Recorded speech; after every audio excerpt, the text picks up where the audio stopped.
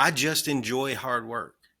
I enjoy attacking, getting into something and going. I enjoy other things too, but I want to work hard because I enjoy Yeah. being proud of doing things like that. Where does it become unhealthy? Well, that's a great question. When there's a cost, right? So, The Business Owner's Journey. I'm Nick Berry, and I've got real business owners telling their real stories, sharing their real lessons and strategies so you don't have to figure it all out on your own. Vivien Hudson helps entrepreneurs handle stress better. She's a former pharmacist, having owned two pharmacies in Australia, growing and selling those. She then moved to the United States and began studying human behavior. Now she's a coach and considers herself an anti-pharmacist, which I love. And she's teaching business owners how to protect their health, sleep, energy, and focus, which we all need. Enjoy this episode with Vivien Hudson. so one of the things that being a pharmacist also allowed me to do was to own my own business. And that was something that I'd always thought would be really great. So I, straight out of college, I heard about this opportunity fresh out of college, and I went for this job interview. And it was like, well, can you manage a business? And I'd like probably manage my lunchbox at that point. And I said, sure, like, If how you said can yes, it? So you I better said, believe I yes. can. Said, so yeah, so I was just like, of course I can. So like, I just thought, how hard can it be? Like, I can work stuff out, right? So anyway, after a few years working there, I had an opportunity. Same friend actually who told me that there was this business that was going up for sale. This is back in Australia, obviously, and a pharmacist at that time could only own two pharmacies. So this particular guy, he had an opportunity to buy another business. So he'd just opened this pharmacy, was like 3 months old, and I bought it for $340,000. So that's Aussie dollars. And didn't have any security. So the bank had a lot of confidence in loaning money to pharmacies because they were pretty much a sure thing. So I owned that business for about 7 years, and I think I ended up putting on about 7 staff in that time, and grew it and sold it for over $1 million when I did sell it. So great success story. Should have Yeah. stopped there, should have stayed with that, because behind that there's always another story that isn't so great. So I started meeting up with a friend that I'd gone to college with, and we were like, he had a pharmacy as well, and we were like, well, maybe we should buy a second one. So bit of a man's world, and like, if you weren't in the boys club, like, it was kind of hard to get the good businesses. So we looked and looked for a while, and then we bought a second business, and it was like, when you say never, well, don't say that, because it means it's probably going to happen. And I should have listened to my gut. But anyway, it was a pharmacy. It was in like a Westfield shopping centre, killer rents. Like, it had been a long established business. So it didn't have the growth potential of my first business. But we were young. We thought, how bad can it be? Like, we'll be fine. We'll make You've it got the work. magic touch. You've already shown Yeah, that. exactly, exactly. So anyway, basically the day we got the keys to the business, I fell pregnant with our first child, and I was like, well, I said to my partner, I said, like, like, we're trying to have kids, but it's probably not going to happen. So we'll work it out, right? That's my motto. We'll work it out. So anyway, he was like, well, that's fine. We had another pharmacist working there as well. So went on to have 3 kids. My husband agreed to be the stay-at-home dad because, I had the business. But it was, and we had a bit, like, by the time I actually sold it, I think we had a team of about 22. And like, you just pour your heart and soul into a business when you own a business. Like, it's one of those things that is never out of your mind. Like, when you wake up, it's just something you're thinking about. What can I do to make it better? How can I make it grow? How can I make my staff happy? All of the things. So It's like a anyway, child in that way, except it, it's just a whole different set of problems that you're trying to like to anticipate and prepare for. Yeah, absolutely. Absolutely. So, anyway, reinvented the business a couple of different times in different ways. Ultimately, I bought my partner out at one point. I'd sold my first pharmacy because I had three kids. We didn't live close to either business. So, it was just like, well, I'll sell that one and pull my attention into the partnership one. And anyway, my partner, he ended up saying, look, I've had enough of this. And so I said, well, I didn't have a plan B. So I was like, well, I guess I'll just buy it and see what I can do. So anyway, kept How kept long had you been in business with him? might have been 6 or 7 years, Okay, I yeah. guess at that point. Yeah. So I think I'd ended up owning it for about 12 years, And maybe. you owned two for a little while. There was overlap. Yeah, yeah, there Okay. was. There was. So anyway, it was I mean, my claim to fame with this business, like it was a highly competitive area. So it had a lot of pharmacies nearby, which is kind of unusual in Australia because there's kind of like a licensing protection, but because of the Mhm. unique commercial environment of that area, there was like, I don't know, probably about 6 or 7 pharmacies within like a 1 mile, probably not even a 1 mile radius. So anyway, I like we looked at the business and it's like, well, what can we do that's different? Because it's always about finding a point of differentiation, right? Well, we sold, are you sitting down? Comfort footwear. So when we bought the business, I feel like that portion of the business was maybe turning over about a couple of $100,000 a year on a 3.3 million turnover, something like that. Anyway, so not to be sneezed at, but still, we thought, well, what can we do? So I actually sourced like another brand that would kind of be a different price point to attract a new clientele who was looking for comfort footwear. And we grew that section of the business to $1.2 million, something like that a year. And we had this leading brand called Homiped. It's still in existence today. And I got like the Homiped Queen kind of award. Like we had the biggest Homiped business in all of Australia. So that was really, really exciting to have that. And honestly, when I sold the business, that was why the person that wanted to buy it bought it, because they wanted the crown themselves because they Yeah. were always second. So So the line of products was already it in was, the pharmacy, and you just took it and yeah, repositioned and yeah, blew it up. and yeah, yeah, yeah. So it's still a strong part of the business today. Like when I go back to Australia, I always go past and just check it out. But yeah, it's still a very strong part of the business today. So So yeah, what was the key to the first pharmacy growing? just location. So it was in a new area. So just imagine like a new suburb going in, needed the infrastructure. And like there were days I was like, holy cow, did I make the right decision here? Because it might be 2 or 3 hours and I wouldn't see a customer. And I'd be like, what? Statistics say that it has to work. So I had to believe in myself, had to, like, I was too far in. So there was no backing out, right? So you got to sink or swim. So anyway, it was just over time, the doctor's surgery next to us, it got more business, more people moved in, and yeah, it grew over time. And I love that business. It was just like people used to say, oh, it's Viv's pharmacy. It wasn't like the name of the pharmacy, like I was just like the person.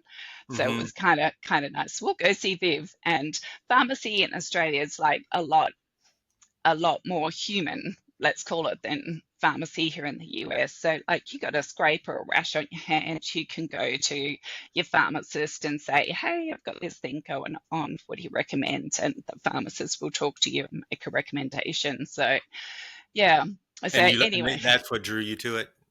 so yeah, I guess I was interested in medical, but didn't want to get my hands dirty, so I didn't want to. be a nurse, or Hmm. I wasn't smart enough to be a doctor. But yeah, I didn't have to deal with body fluids and stuff like that as a pharmacist.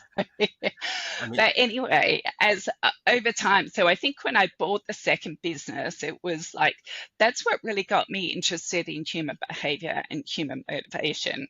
So at one point, like we had a weight loss part of the business that was introduced as part of our brand because I was part of a franchise.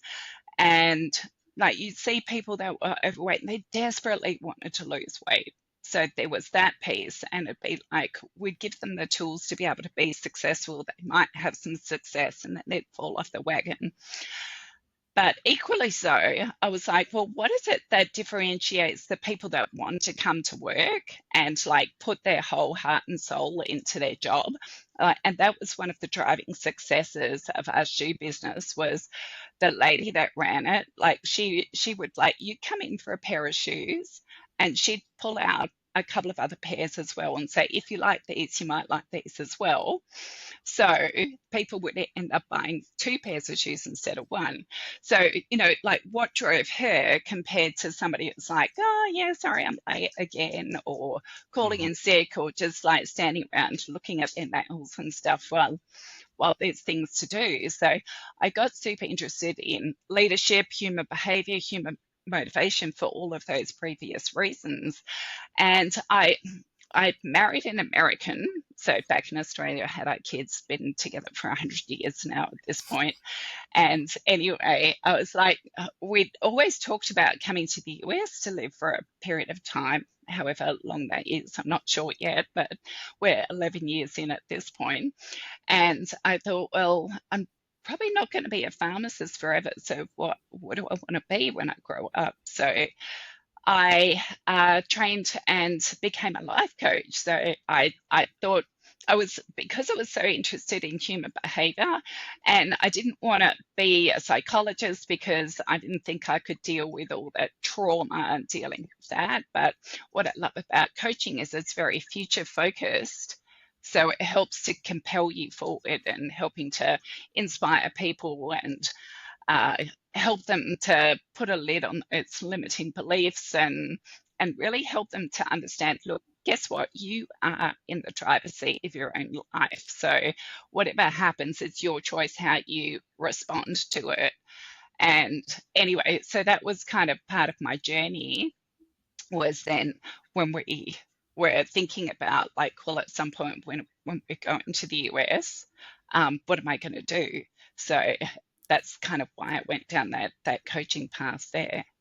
And so So then you decided that you were going to move to the US. Then is that when you sold the second yeah, yeah. So pharmacy? then we sold the second business, and um, so when we sold that, like I'd spent a lot of money revamping the pharmacy, and um, it was pretty highly geared. So the money that I'd made from my first pharmacy ended up just getting poured into the second pharmacy, and the rate of the rent going up each year was just like, well, what do I do? Fire someone every year to maintain the same level of profitability? It was just like, I just got tired.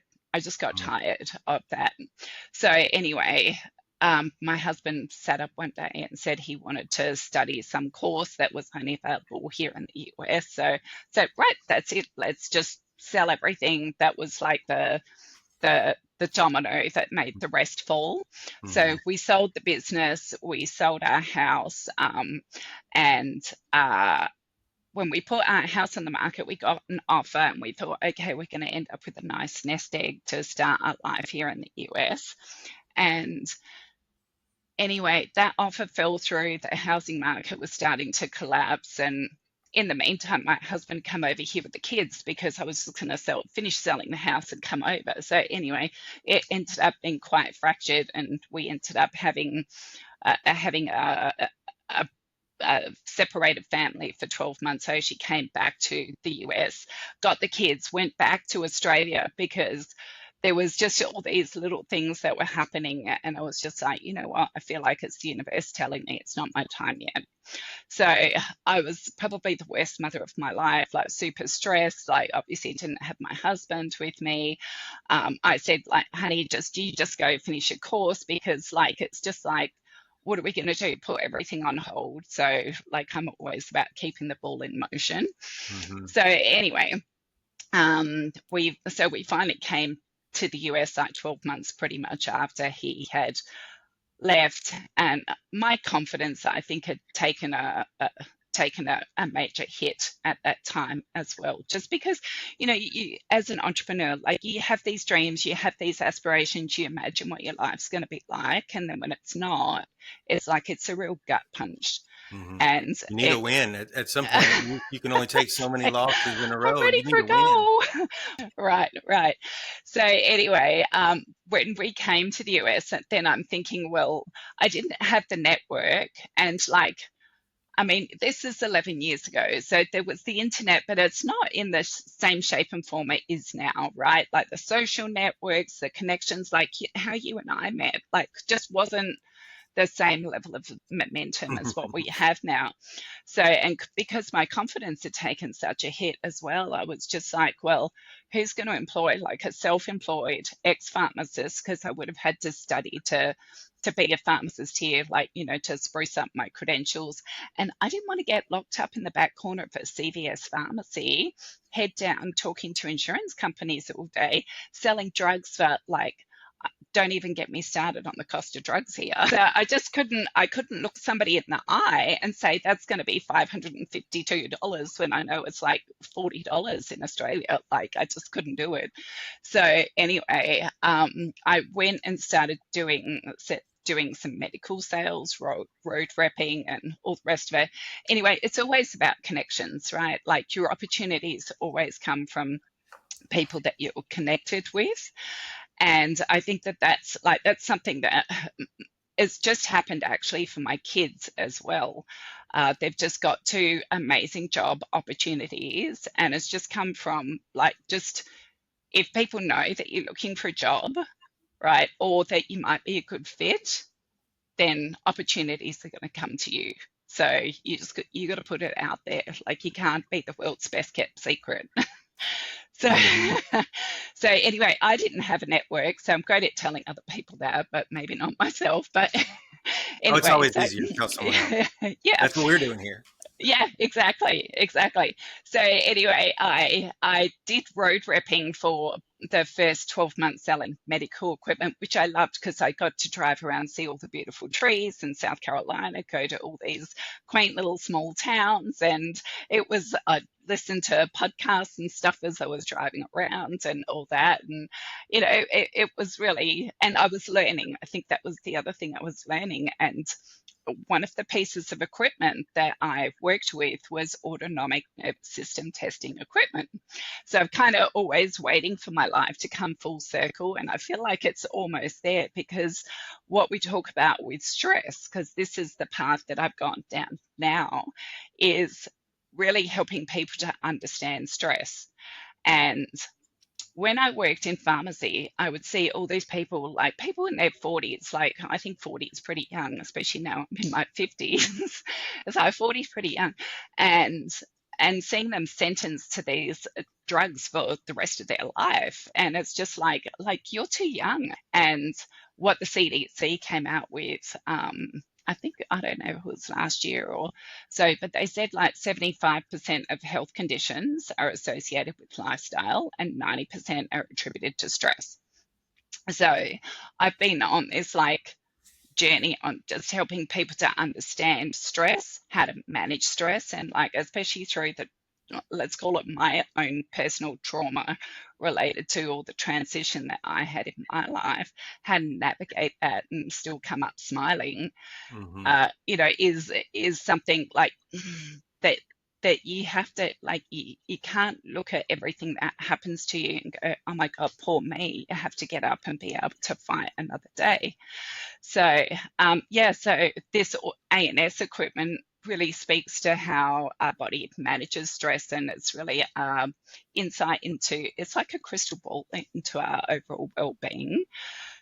So anyway, as part of what I talk about now is helping people to understand stress. Like, I'm a big heart rate variability person, which gives me a scientific measure that if I work with clients that are stressed, what can we do? What are some of the tools that we can do to be able to help Hmm. them to calm that nervous system? And like, it's like being in business. You measure your business through the dollars that you take and the profitability. So if you don't have something that you can measure, how do you know that it's changing? So you get on the scales to measure if you've lost weight or not. Hmm. Yeah. So when it And tells you that's, what you what know, you want. business owners I've spent a ton of time around a lot of them, and 95% of them will say, I know I need to get in better shape. I know I need to manage my stress. I know I need to lose weight. I know I need to probably drink less.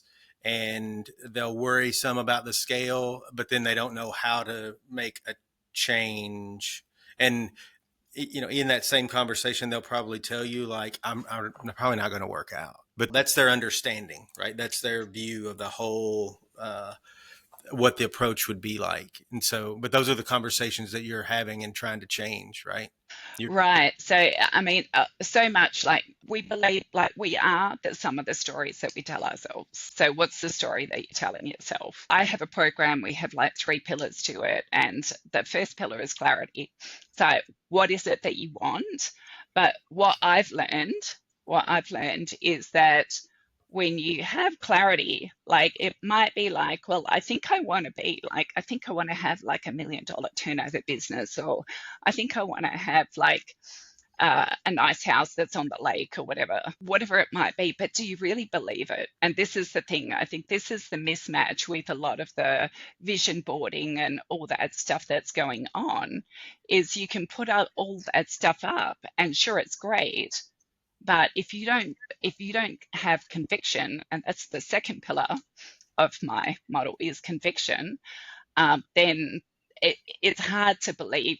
It's hard to put the effort and the find the how to make it happen if you don't really intrinsically believe that. mhm. So that's what I do, is really work with people to break down those limiting beliefs, those stories that we've told ourselves, probably decades at this point, to really help them understand what is getting in the way, and the stories that we have around like our relationship with food, our relationship with exercise, our relationship with money, our relationship with ourselves, and our relationship with the people around us.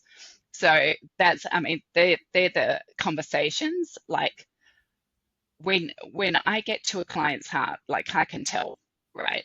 So you could tell me stuff and I'll be like, I'm going to keep on digging until I feel that little point in your chest that you can almost go like this, and it's like, oh, that's it.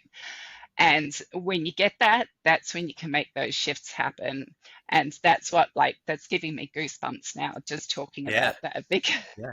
What I hear you saying there is it's like that's the difference in hope versus having agency over a situation. Like that's the difference in your vision board being something that you're kind of wishing for versus something that you're actually taking action and working toward.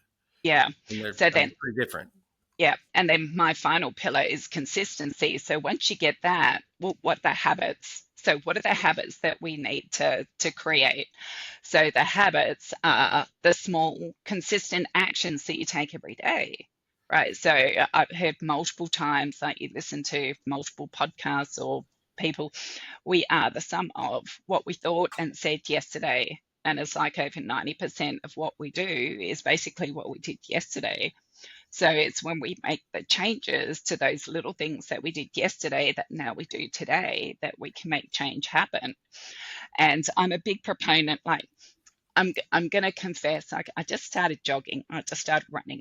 It's been like my nemesis my whole life. It's like I can't run. I just can't. It's too hard. I've had this story going on, and I've got this friend, and she is an amazing runner, like the same age as me. She's just like beautiful. Like she can just run and um, not get out of breath, can have a conversation, all the rest of it. And there's me going, so So anyway, I started doing this thing called jogging. So it's jogging and walking, because I didn't want it to be miserable. So what I did was like, I'm just going to jog for 30 paces or whatever it is, then walk for a bit, jog. And it wasn't like just that consistency of doing that. And then I started jogging continuously. So I did like my first 5K, well, actually was my second 5K a month or so ago. And it's like I'm keeping on going. So it's just like so much of what we do is such a head game. But if we make it miserable, we don't enjoy it. So what I do is work with people to find things. Let's do it so you do enjoy it. So now, like now I've gotten to that point. It's like I get up in the mornings. I'll do some journaling before I head out. I'll make my morning cup of coffee and I have that little piece of quiet enjoyment, because if I have to get straight out of bed and put my sneakers on and go for a run, I might talk myself out of it. But I can have that little beautiful space and then go out for a run. And it's like my morning is complete when I do that. Like it just Hmm. feels so much better. So You it's found what finding, works for you. yeah, so it's being able to find the things that work for your clients too, and to push them at a level that's comfortable for them. And I mean, you can be a David Goggins, and if you know David Goggins, follower. It's like if it doesn't hurt, if it doesn't kill you, then or almost kill you. But Hmm. I mean, most of us aren't made out of that kind of material, nor want to be. Hmm. And I admire his mental fortitude to go through that. But I don't think that we all need to be cut from that same um, bit of mustard or whatever. Right. Yeah. As long as you find what works for you, that's what's important. For you, like you said, you need your time in the morning. You get your mind right. Mine is do not think. I need to feet forward, get to whatever that thing is that I don't want to do. Because if I start thinking, Hmm. I'm going to find a way around it. Hmm. Hmm. That's what Absolutely. works for me. Yeah, absolutely. Well, there are two things that you said to me before this that got my attention during our exchange, and I was like, "Oh, wait, this is somebody I need to talk to." One was you said I consider myself now more of an anti-pharmacist, Oh, which yeah. like that story, you now it makes sense, and it's Yeah. about more than just the cost of drugs, which that aligns with it, Hmm. but it's Hmm. like you lived in the shoes of the entrepreneur who's doing too much, spread too thin, grinding yourself down. You kind of reach your tipping point, burnt out, and then get out of it. And that's the path that a lot of people don't get out of. And then their stress has done whatever to their bodies, and then they are a regular at the pharmacist. So I thought Yeah. that was really cool positioning there, the anti-pharmacist. Is that something that you use? Yeah, I do say that. Like I'll do some public speaking, and that can be part of the story that I share. So Hmm. yeah, I yeah, think a lot of the business owners that kind of like the mentality that I was talking about earlier, just kind of see the health issues as it's a milestone that they're going to reach along the way. They don't know exactly which milestones, but they expect them to be there. yeah. Uh, so, like, let's talk about what maybe some symptoms. How do we get their attention? What are the things they could be looking for now that will help them make a change? Okay, so a few things I would say. First of all, like if you're really honest with yourself, are you doing things to safeguard your health? Because it's a bit like, and if I can reference like the hurricane that we just had, like it can be a perfect storm, right? It's that like there's a lot of things that can happen. We can get a lot of rain, a lot of wind, and all the rest of it, and it's fine. But then one day it's not. And it's the same thing with our health, that like you have like too much sugar, you have too much stress. And can I dig into stress here for a minute? Because stress to me, like I've got this slide I share when I do these presentations. If you look at all the biochemical cascades that happen when you're stressed, increased cholesterol. How many people take statins? High blood sugar, from stress, because the body's getting ready to fight or flight, so it puts extra stress, extra sugar into the bloodstream.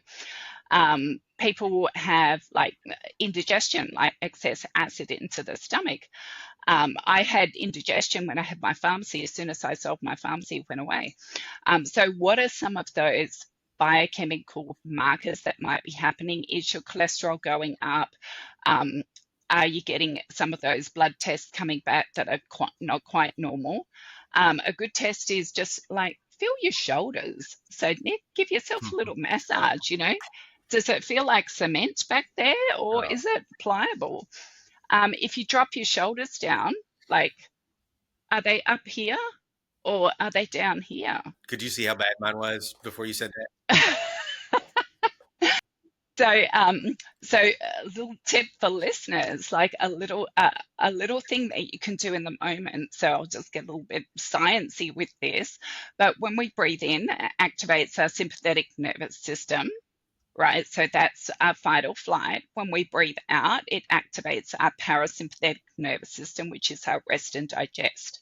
So something that we can do to help to ease stress is by having a longer exhale to an inhale.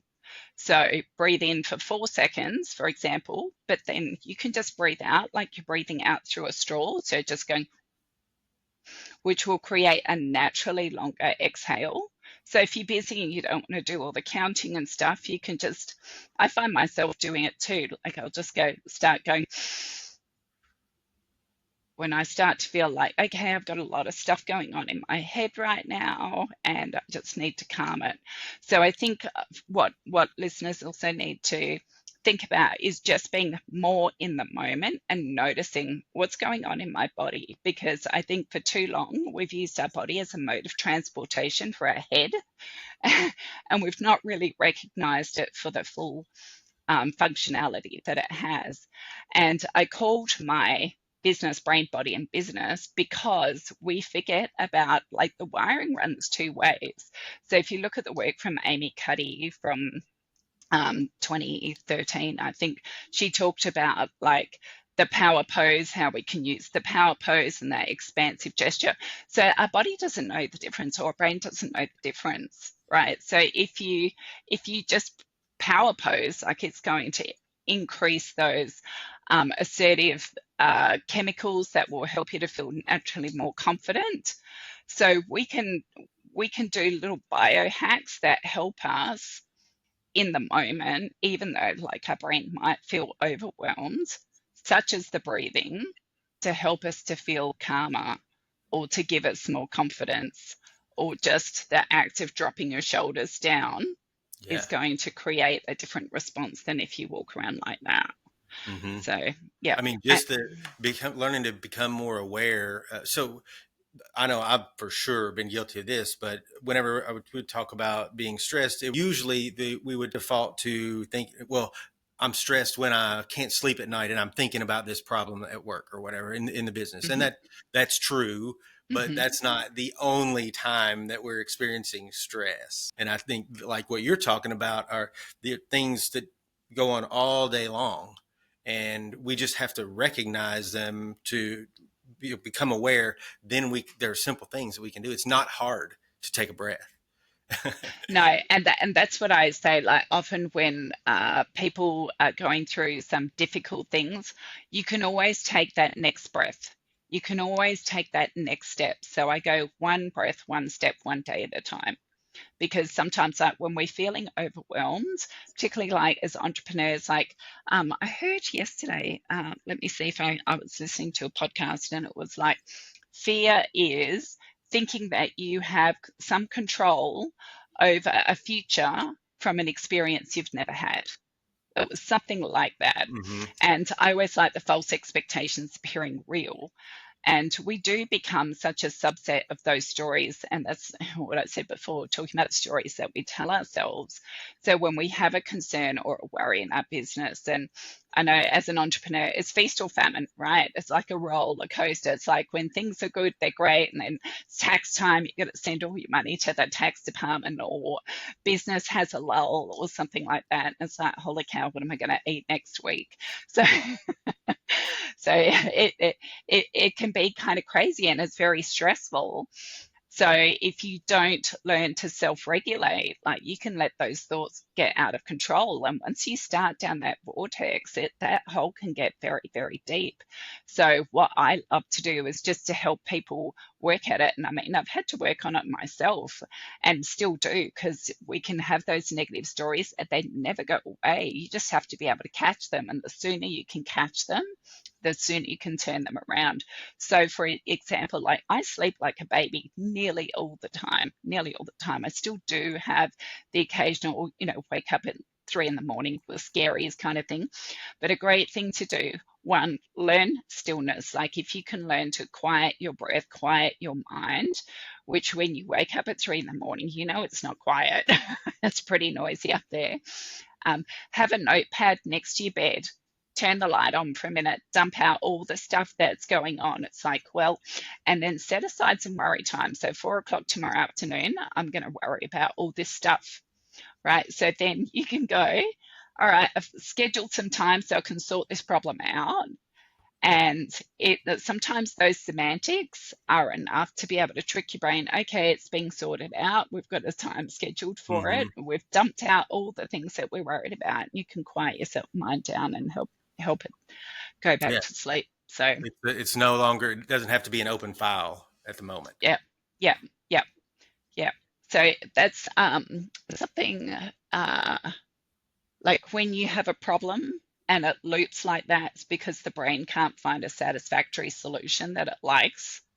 So you have to take yourself out of that thinking so it can process in the subconscious to come up with the right thing.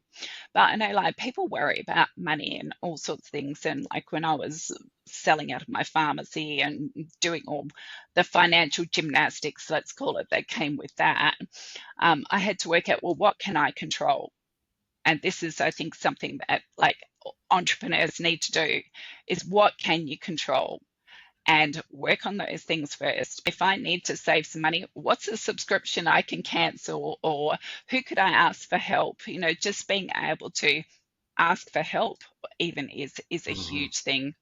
That actually wants to take me on a different tangent, but Go for it. so I think like for entrepreneurs, and as a woman owning a business, like, and back, as I said, when I had my pharmacies, like, you think everybody's got their act together, everybody's like super successful. And when you feel like you're not, you don't feel like you can go out there, especially in a field of professionals. And like in Australia, it's like a fairly small knit community. So everybody's going to be like, oh, if somebody is having a problem, it just becomes gossip for everyone. So you kind of just internalize so much. And you can't talk to your partner because you don't want to stress them out. You can't talk to your friends because they they don't own businesses with staff and all that. So you don't feel like you can really have anybody that you can just bleh and vomit Mm-hmm. out what you There are very few what people who can relate to what you're going through or trying to figure out. yeah. And that's another piece that I love about being a coach is like just being able to have someone who can go, I hear you, and just let you talk it out, ask you a few good questions, and help you to just feel validated is huge. So I think that is a thing that it might be a bit better now because we have communities. It's easy to reach out through social networks and maybe find some support. But I still believe that there's a lot of entrepreneurs out there who are doing this on their own. They're not asking for help. And even if that help is just to be heard, just for them to unload. So I had another client that I was working with recently, and a different issue, but she had been hanging on to this resentment in her life, and she shared it with me, and she'd not really shared it in that way with anyone before. She's got high blood pressure. Her blood pressure went down 20 points after our conversation. So she'd been carrying that around. So if your blood pressure's high, what are you hanging on to? What is it that you need to say that you need to literally get off your chest? I mean, it may not be a cure-all, but it certainly helps. And if it happens to help that much for somebody, that's fantastic. Yeah. I think you have to curate your support system for reasons like that, because there you do have a lot of different needs that not a lot of people can relate to, that you have to find an outlet for them. Otherwise, you're trying to do all of this on your own, and Hmm. that's the hardest way. Yeah. Yeah, yeah, 100%. Another thing that I like to talk about is the regrets of the dying. And I think that this is also important for entrepreneurs and even people climbing like corporate ladders and all the rest of it. And I shared a post on LinkedIn just a few weeks ago that somebody else had posted that I thought was really pertinent. It's like when a few years from now, the only people that will remember how late you worked at night will be your kids. And that was like, so I look at the regrets of the dying. So this is actually ironically an Australian hospice nurse that wrote this book a number of years ago. And I think it's always important for us to remember what is important, and the disaster that's just unfolded, like for me with Hurricane Helene that's just come through. Like it does make you grateful to just be able to turn on a light switch, to have fresh running water, things like that that we so easily take for granted. But the regrets of the dying is like, I wish I'd let myself be happier. And so many people go through life like, when I get the new car, when we move into the house, when we have kids, when the kids move out of home, then I'll be happy. No, you can choose to be happy today. You can choose. It's a choice, it's an active choice anybody can make. Hmm. And that's what I love, helping people to have that realization. So that's one of them. Another regret is they wish they hadn't worked so hard. And that's still one I'm working on myself, because I think, I mean, that's probably a whole other podcast Hmm. on talking about that, like the overachievers club.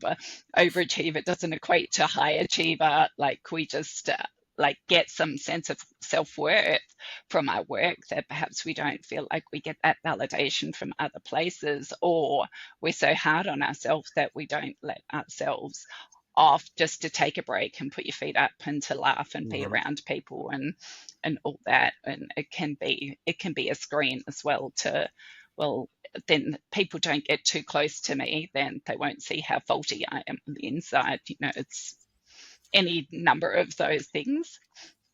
Yeah. So So can we, if it's all right, let's talk about the wish I hadn't worked as hard. That's one that I can relate to that really well. I mean, I am slash have been probably a workaholic at some point, and I think where I'm at now is it's I just enjoy hard work.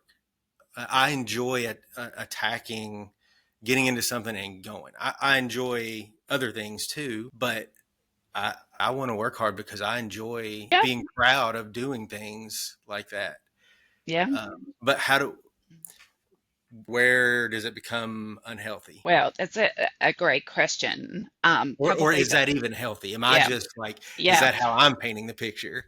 yeah. I think like when there's a cost, right? So have you got kids? What would they say? So is it like, Daddy, you work too much, or Daddy, you're always busy?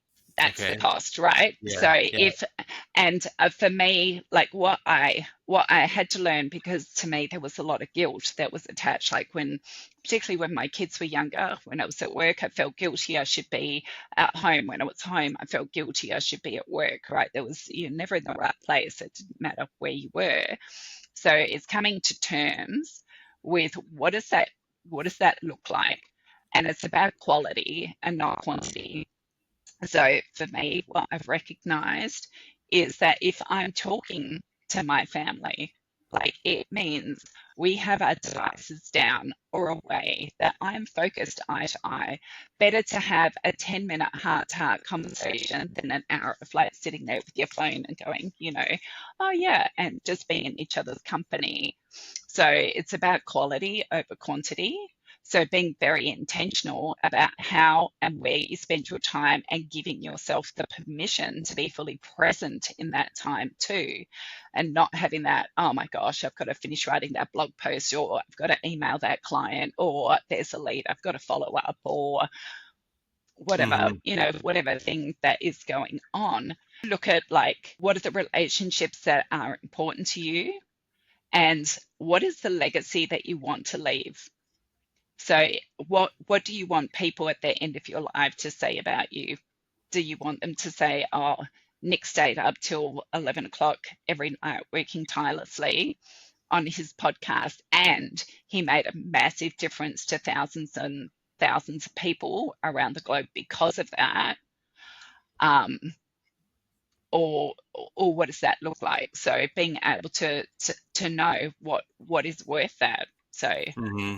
or maybe have limits on, well, I'll allow myself to work till 11 3 nights a week, but the rest of the other nights I'm going to be fully present with my Hmm. family.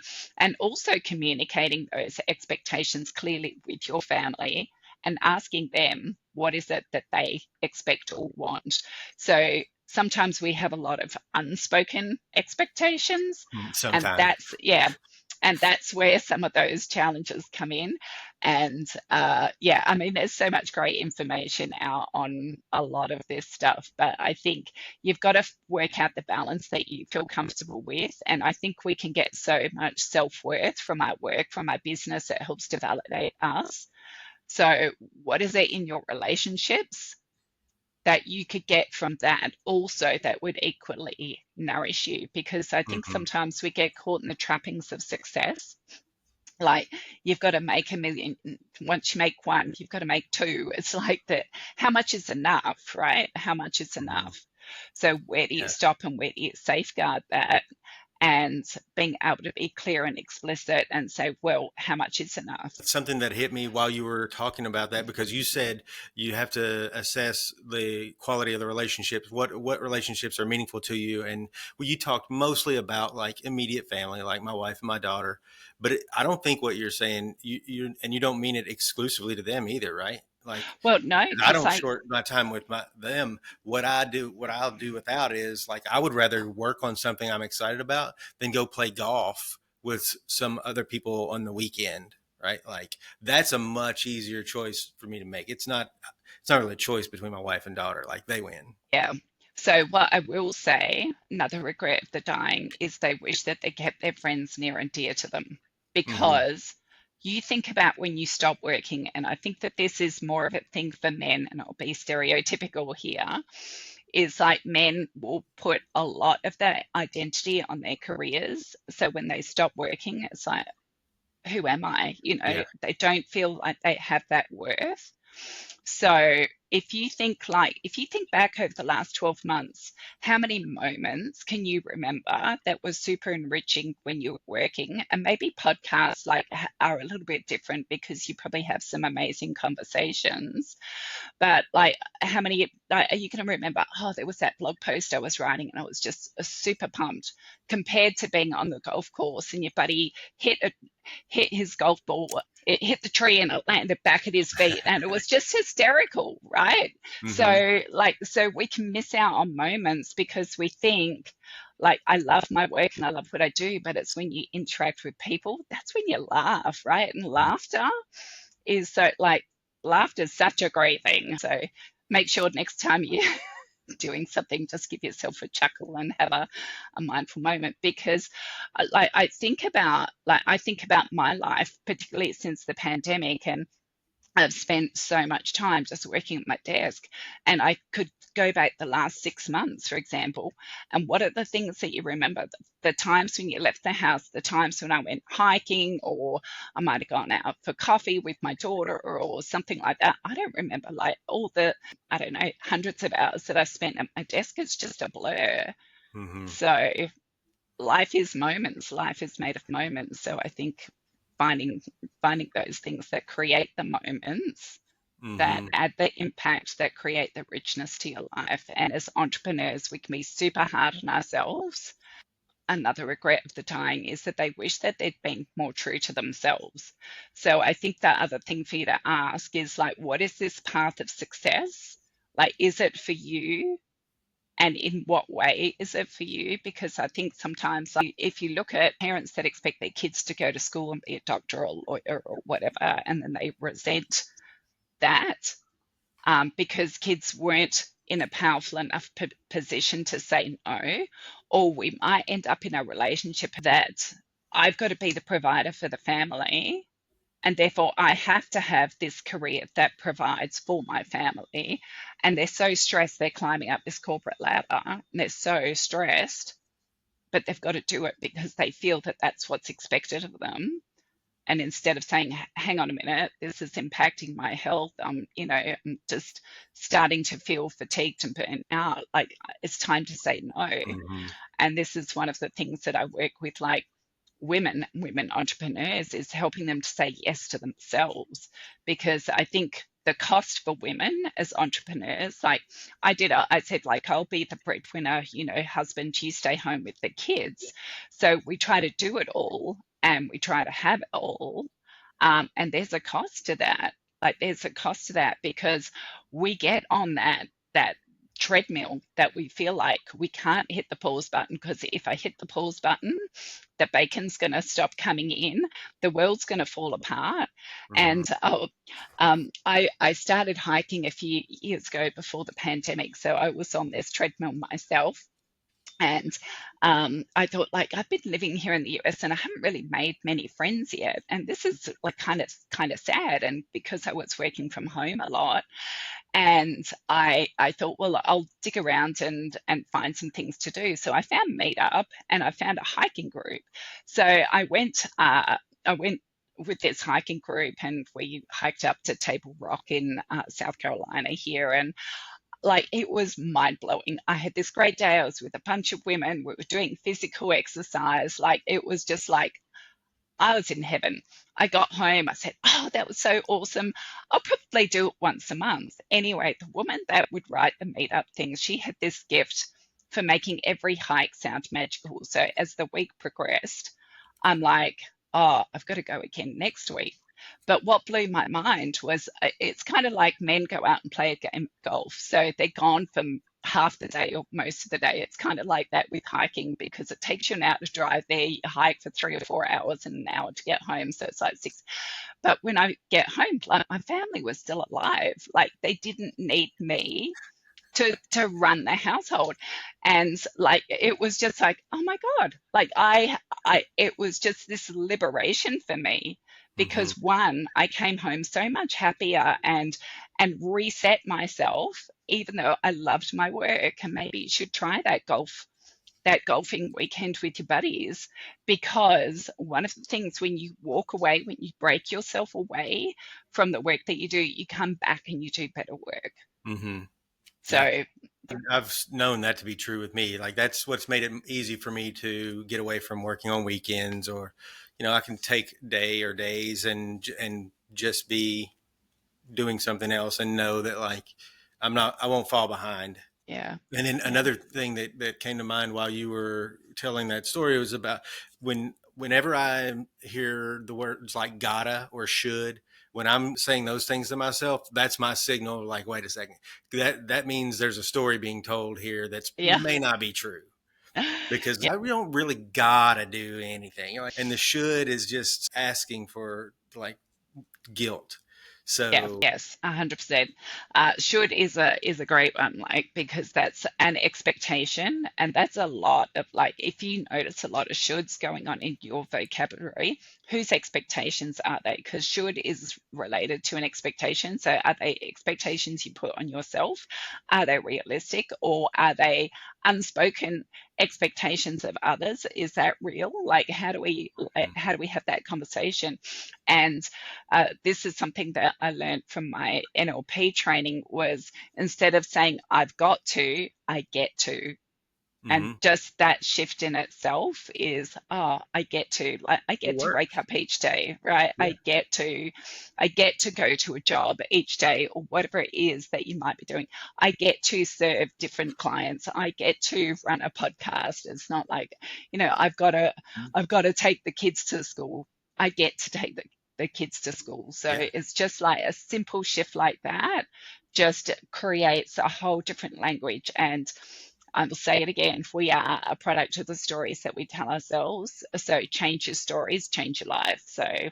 that's, yeah, Totally true. I think I don't know if you listened to the episode that I did with Scott Fay. I know you listened to Haley Perlis, and I'm sure you loved her. Yeah. But Scott Fay talks about that a lot, and he talks about the. You said that like 90% of people will just kind of repeat the same set of actions every day, and the way that Scott was using that statistic was saying that basically that they don't want to think. It's just like routinized. And the point was that such a small percentage of people want to like use their minds and be aware and intentional with what they're doing and how they're treating themselves, being purposeful. I think just something that you were saying, like, I feel like as an entrepreneur, especially, that like your business comes first. It's like it is your child. That's what you were saying. And I think that one of the things is just to find that balance. And balance is never about 50-50. It's more harmony. It's like, how do you get it to work for you? So being able to create that, if I go back to my pillars, if you can work out what that balance is for you to create the clarity, and then weave in like your goals or dreams from that, so you can build that conviction. What are the beliefs that we have to have or to get rid of to be able to make that come true? And then how do we build those habits that make that come to life? So whether it's becoming healthier, whether it's working towards that multiple, like that 7-figure business or whatever it might be. So Viv, this was fantastic. This is exactly what I was looking for. I really appreciate the time and the work that you're doing. Thank you. And I'm gonna encourage you to maybe take a golf weekend. Thank you so much for listening.